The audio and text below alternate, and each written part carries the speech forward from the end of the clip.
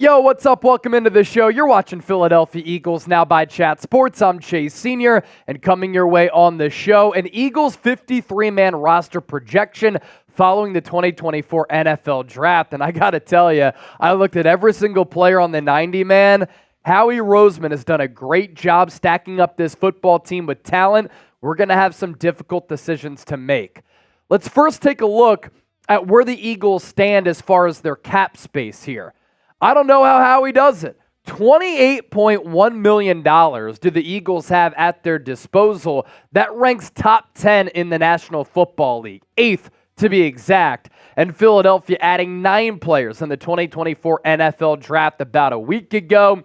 And you look at those Eagles selections here. I handed out my draft grades. I gave Philadelphia B+, bordering on an A. Really like the plan, the execution, the value, and some of the talented players who are making their way to the city of brotherly love. To get Quinion Mitchell and Cooper DeJean both in your secondary to fortify a unit that was awful last year in the top 40 selections, just awesome value with some really good players who I think are going to be able to have a sizable impact right from the jump. A little bit of a reach with the developmental project here in Jalix Hunt in the 3rd round, 94th overall, the edge rusher out of Houston Christian. Some NFL draft analysts, though, like Daniel Jeremiah, had him really high on their board. Mel Kiper Jr. said he was my favorite edge in this draft class, a converted safety who's a really good athlete, but you're going to need to exercise some patience because he's still a raw player. Will Shipley is a backup running back who can catch the ball out of the backfield in round 4, 127 overall out of Clemson. Ainias Smith, short area quickness. I did think there were better players on the board. Malik Washington, Brendan Rice, but Ainias Smith has a lot of return ability, and he's fun to watch when you get the football in his hands. Round 5, 152 out of Texas A&M. Axeman Jr., Jeremiah Trotter Jr. in round 5. The Eagles trading up to take Jeremiah Trotter's son out of Clemson. Trevor Keegan, you address the offensive line on the interior with him, as well as the final pick in Dylan McMahon, and then sandwich in between the 6'5", 6'6" wide receiver in Johnny Wilson out of Florida State, and Keegan, very experienced at Michigan. Dylan McMahon, very experienced player who I thought showed some good things on tape in 2023 at NC State. Philadelphia has a good history of taking centers in the 6th round. Very good athlete. Welcome to Jeff Stoutland University. 53-man roster projection after the NFL Draft coming up just around the corner. But if you're pumped up for the Eagles 2024 season, I want you to hit that thumbs up icon and like the video. 2023 in the rear view. We have flushed it. So too have the Eagles, and now this team, so talented, no excuse why they cannot win at least the NFC East. Start off at the quarterback position. Chalk here. Jalen Hurts, Kenny Pickett, Tanner McKee. You made the trade for Pickett, started a lot of games in the league. And Tanner McKee, talented 3rd-string quarterback. I'm excited to see his continued development because what he did in the preseason last year as a rookie, I thought he was able to develop very, very quickly. Touch and accuracy outside the numbers toward the sideline. I like the skill set. Running back spot. Gonna go with 3 here. You could potentially go with 4. Sometimes Philadelphia has 4 running backs on the 53. A lot of other teams like to go about it in that fashion as well. But I think that you're stacked at other positions. Saquon Barkley, Kenneth Gainwell, Will Shipley, the 3 backs here. You have 2 really quality 3rd down backs in Gainwell and Shipley can catch the ball out of the backfield. Saquon can do that. He's also the all-around back. And I think that he could honestly have 2,000 all-purpose yards this year. Saquon, just because of all of the other weapons with this offensive line. You put him in the backfield with Jalen Hurts, but you still need some good backups there. Saquon's been injured. Gainwell, Shipley, certainly capable of that. And then on the practice squad, Ty Davis Price, former 3rd-round pick out of LSU, known for starting his career with the 49ers. Doesn't make the initial 53, but as a practice squad back, gives you some physicality and some good balance with the lower half. Wide receiver position. An interesting positional group here. A.J. Brown, DeVonta Smith, they're really the only shoo-ins. Parris Campbell gives you 4.3 speed, but he's been injured so much. But the pedigree's certainly there. Former second-round pick, but those injuries are an issue. And then you drafted Ainias Smith and Johnny Wilson, so it's going to be difficult to part ways with those players. Ainias Smith, with their return ability, that could be a reason to just keep them all together on this roster, and I think that he can be a really good gadget weapon from the jump. Johnny Wilson, I'm intrigued by the size, and I have him making the team because he offers you something that other players do not. Tall wide receiver, can go up and get it, and DeVonta Parker is that type of jump ball wide receiver, but you're going to take a chance on Johnny Wilson over DeVonta Parker if it comes to that when they are similar players because you just drafted Wilson and you want to see what he can become, whereas DeVonta Parker is kind of a known commodity. And then I'm keeping Britton Covey. Cooper DeJean, Ainias Smith, they have return ability, but Philadelphia loves Britton Covey. You can use him out of the slot a little bit. And over the last year and a half, once the NFL game started to slow down for him, he's statistically been one of the best punt returners in the game. So I cut DeVonta Parker here, last in separation among all wide receivers the last 4 years. And when you made that trade with the New England Patriots, you did it knowing that New England was going to eat basically all of that salary. The tight end position, kind of like wide receiver here, where it's up in the air. And I'm going with 3. You could go with 4. Dallas Goedert, going to be your starter. Hopefully he's able to stay healthy because when he does, just a terrific player in receiving the football and catching it, but also as a blocker. After him, Greg Calcaterra, Albert Okwuegbunam. They're both going to have good training camps and preseasons because if they don't, you have CJ Uzomah who's waiting in the wings. And CJ Uzomah is a pretty good pass blocking tight end who can give you some physicality. He can also be a solid run blocker. He can catch the football. So if Albert Okwuegbunam, who when you look at him, has all of the physical traits of being a good player in this league, but the production hasn't been there, if he doesn't come to play, you cut him, you keep CJ Uzomah, and you have him on the team as a veteran who you can trust. Offensive line.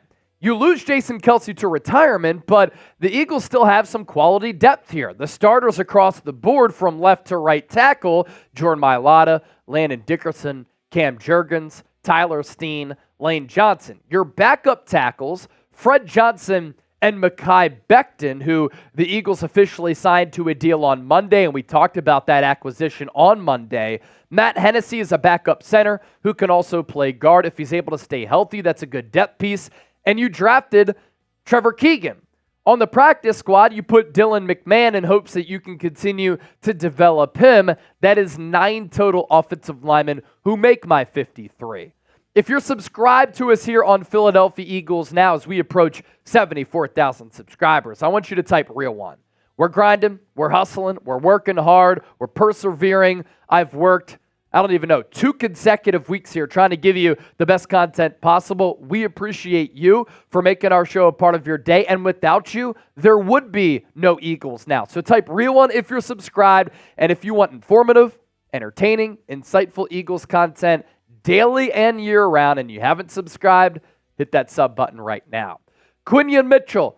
Cannot wait to see him rocking the midnight green. And if you want a Quinion Mitchell jersey, they're available right now at chatsports.com/Quinion. We have not seen the Eagles draft a corner since 2002. That run over with this guy to my right here. I just think Philadelphians and Eagles fans are going to love the game that he brings to the table. And then Cooper DeJean, taken by Philadelphia in the second round. Jeffrey Lurie told DeJean on the phone, I couldn't sleep after night 1 because I was envisioning this scenario. Eagles got their guy giving up 50 and 53 to move up to 40. And fittingly, we made immediately Cooper DeJean shirts. John, Philadelphia staple. Chatsports.com/DeJean. You can find those links down in the show notes as well as in the comment section of this video. From the offensive side of the football to the defensive side of the football, and look at the defensive tackles here on this Eagles team.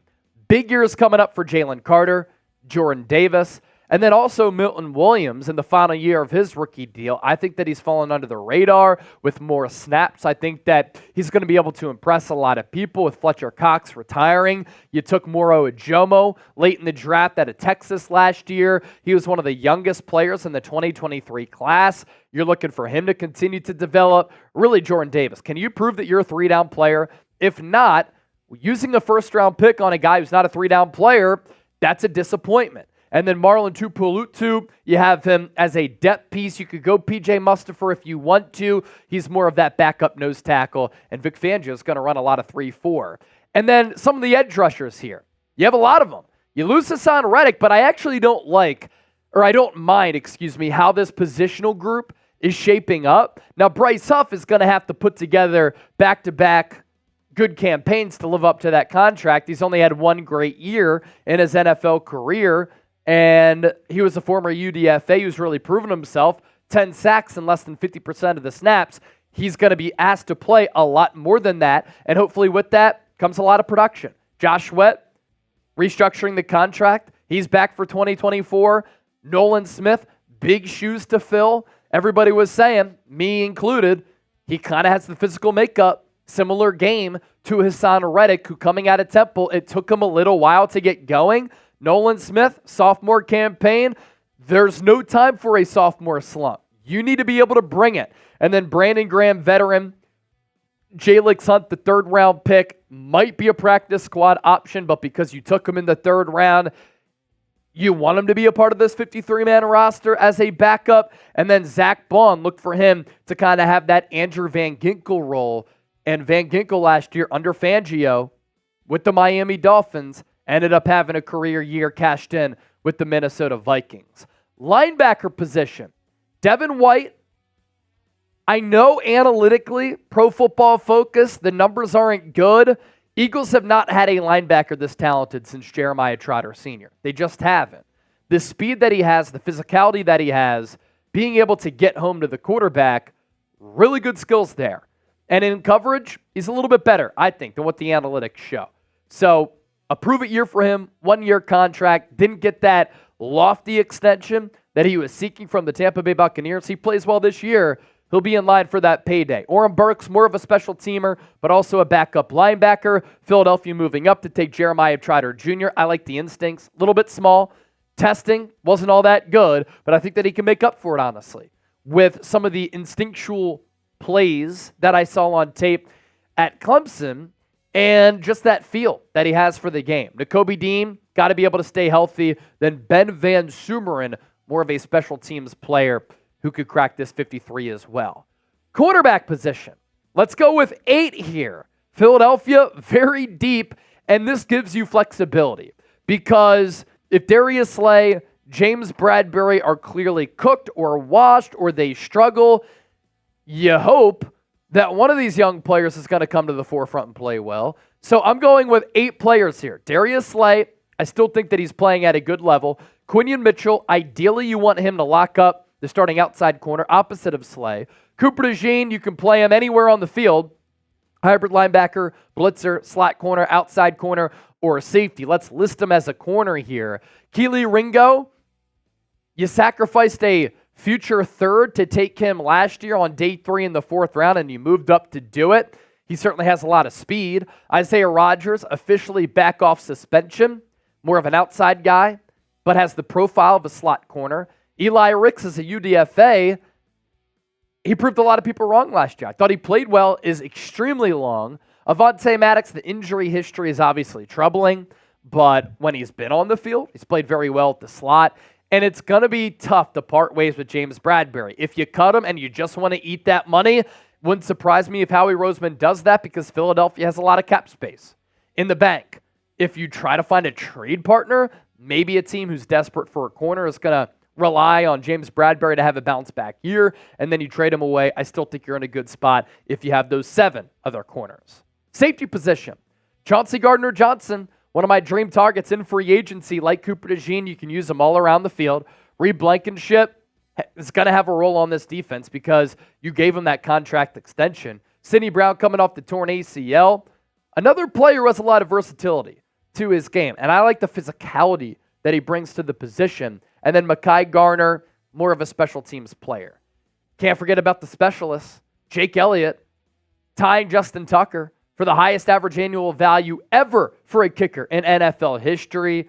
He is just ice, stone cold, cold-blooded, just like Tyrese Maxey at the Garden. Rick Lovato, your long snapper, you extended him, and then you gave Brain Mann a contract. So your specialists seem to be set here, barring any type of injury, to round out that 53-man roster. It's a good team. It's a really good team, and I think that the hirings of Kellen Moore, Vic Fangio, it's going to help out Nick Sirianni.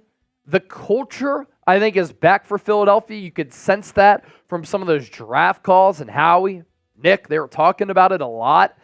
I just think this team is going to bounce back here in 2024. There's no excuses for this team going into this upcoming season. So on a Madden scale, grade this roster, it's got to be in the 90th percentile.